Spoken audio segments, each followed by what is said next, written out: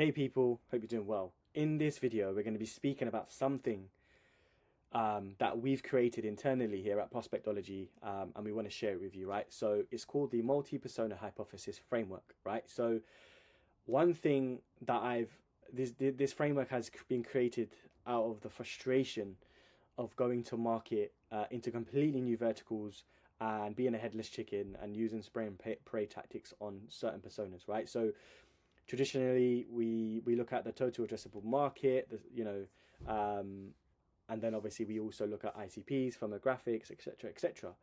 But with this actual framework, what it does for us is it actually helps us go one step further, right? Instead of guessing while going to market into a completely new sector or a completely new vertical, this framework enables us to increase reply rates, generate more qualified leads, and shorter deal cycles, right? And there's some really good percentages there. We've tested this recently as well.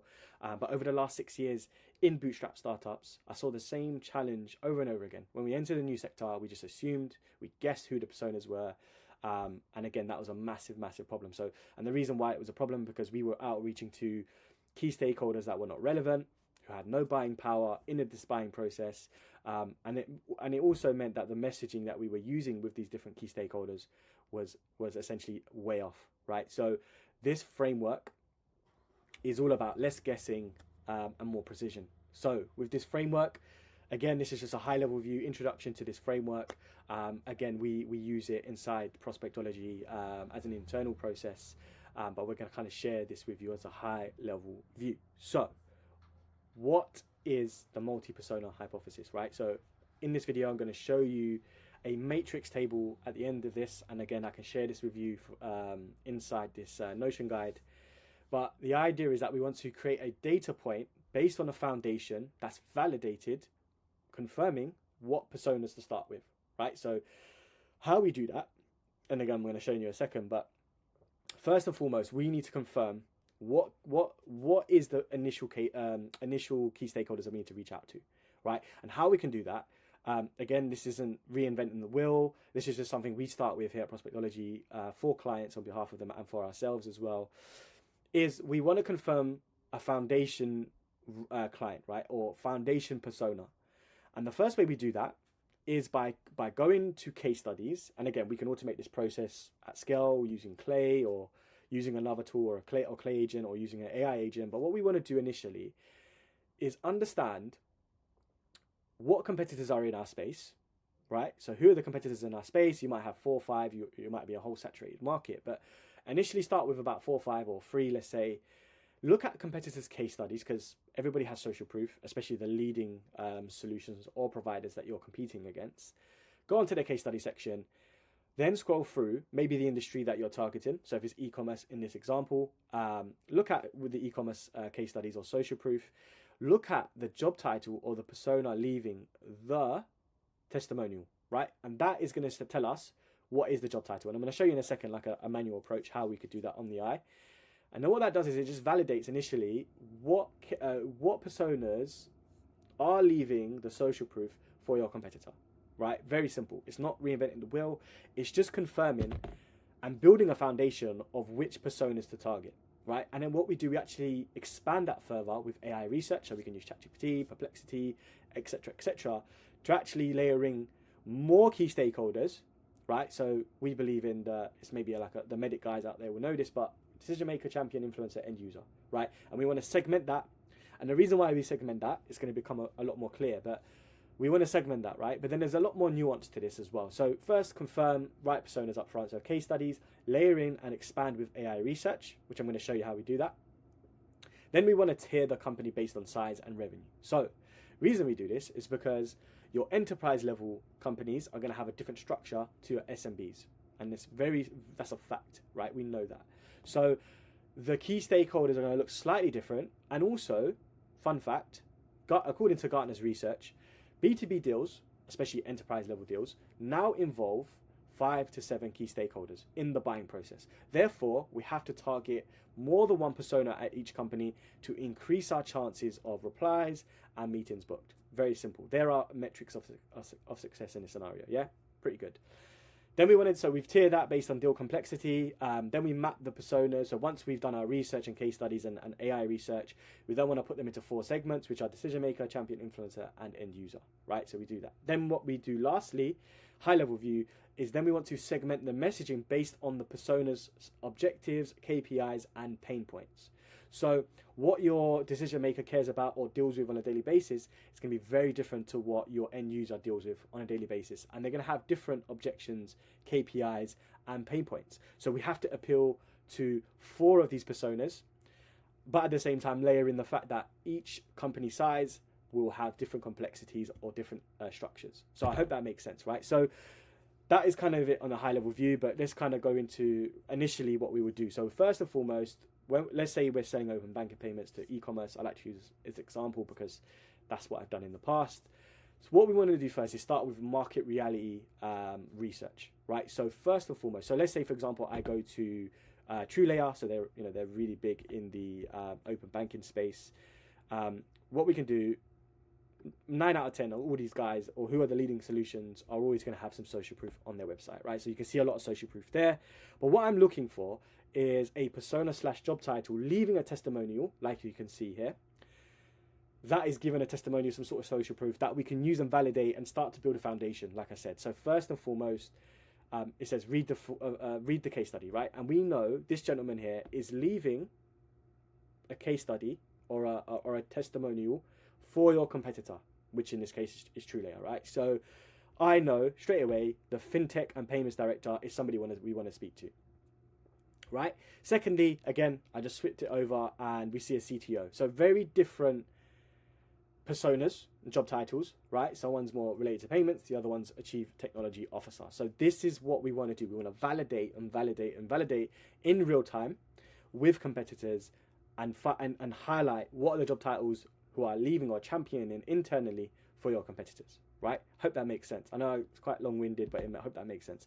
Again, not teaching you guys how to suck eggs, but go to industries. Again, Trustly, another competitor in the space for e-commerce. So if I scroll down here, bingo, we can see that Lenovo have left, or the individual, the head of e-commerce at Lenovo has now left a case study, right? So again, tick, head of e-commerce is another job title we may want to potentially reach out to. Well, not may, we want to reach out to as well, right? So head of e-commerce, payments, head of payments and fraud, and a CTO. Very different, but slightly different personas, meaning we have to segment the messaging based on these sort of job titles and what their roles and responsibilities look like. So that is it. And again, quick example, Noda has a whole section on case studies.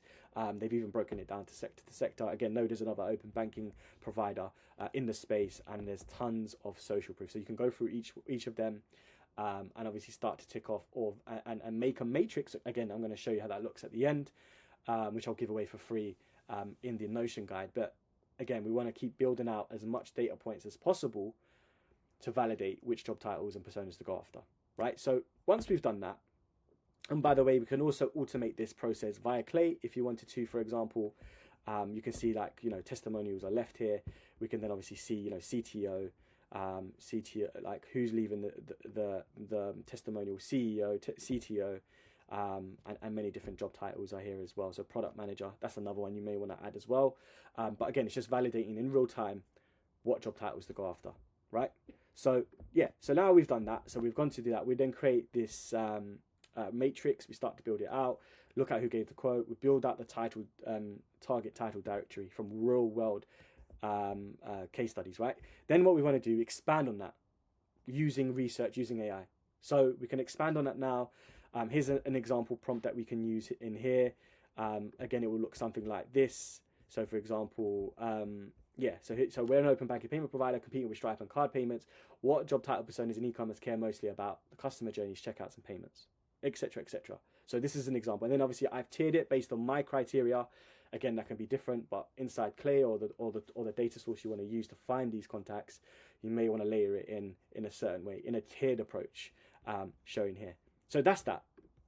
So then once we've got the prompt, we then start to build out the buying roles. So decision maker, champion, influencer, end user. We've got case study titles which I found already.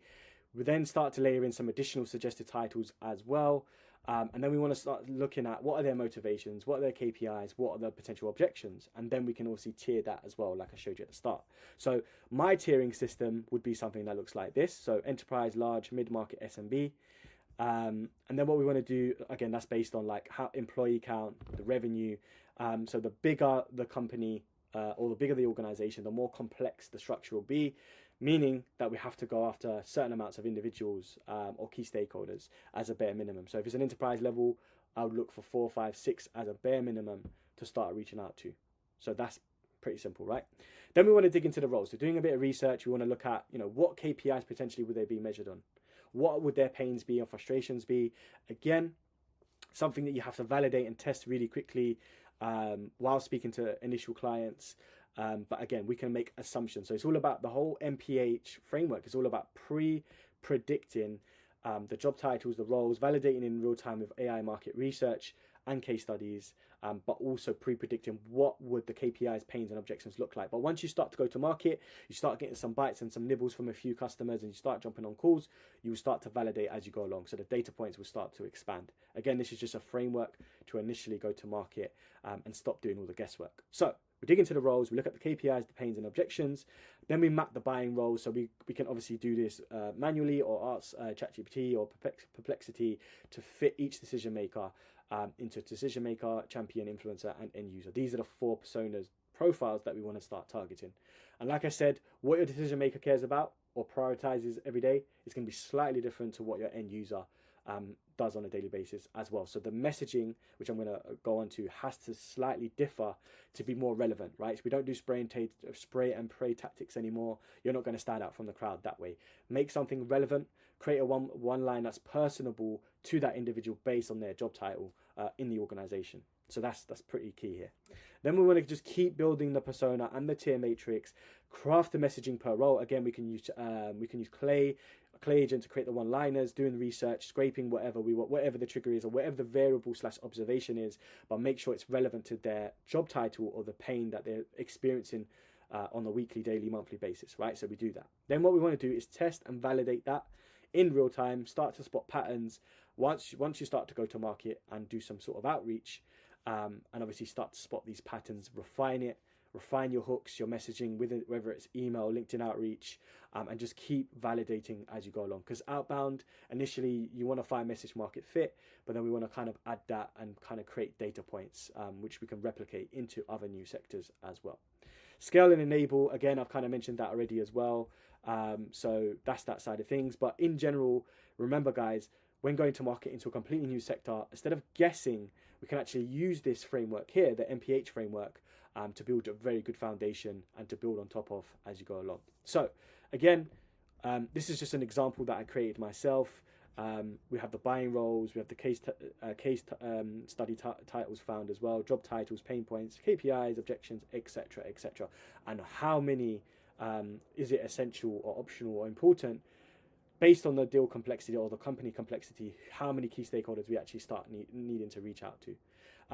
I've put a tier example here as well, so you can kind of copy. I've left a blank copy too, so you can copy this completely free. You can take it, steal it, and tweak it as you go along as well. But this framework, again, we're not going to give everything away that we use here at Prospectology, but this is just kind of an introduction, a theory, let's say, of how to go to market to increase higher reply rates, improve deal cycles, and have sharper targeting and segmenting that outreach based on tiers, job personas, decision maker roles, and much more as well. So we kind of layer all of that in to build out this multi-persona hypothesis. Again, I'm going to share this Notion link in the comment section below. If you found this useful, please smash that like button, subscribe. We're going to do way more videos in this. I'm going to do a future video on this as well, on how to actually apply this using the likes of Clay in real time, to show you a step-by-step example of how we actually apply the MPH framework using Clay to yield some really, really good results, right? So, yep, my name is Michael. I'm the founder of Prospectology. We help fintech clients, B2B fintech clients, build the top of their funnel without increasing their headcount. Thank you for watching and listening, and I hope to see you on the next one. Thank you. Bye.